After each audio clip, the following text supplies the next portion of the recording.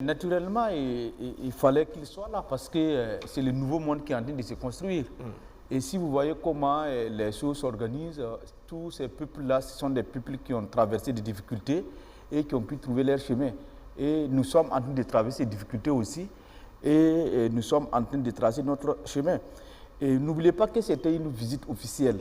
Et quand on parle de visite officielle, en dehors de la visite d'État, la visite officielle montre à quel point nos relations avec ce pays vraiment une relation excellente. Parce que ici, si vous avez remarqué la manière dont notre président a été accueilli, si vous lisez la presse internationale, ceux-là qui font la une en ce moment, c'est le président chinois Xi Jinping et puis notre président.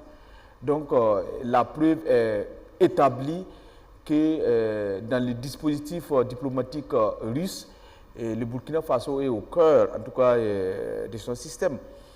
Et l'élément important aussi, c'est la posture du président face aux officiels russes.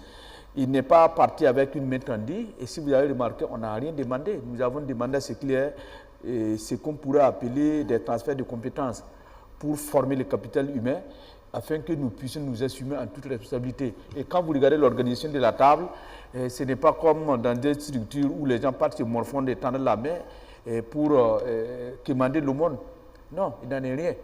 Et je pense que l'autre aspect aussi de cette sortie qui est intéressant, n'oubliez pas qu'avant que le président ne bouge, nous étions dans une situation où on parlait de déstabilisation avec des menaces extérieures.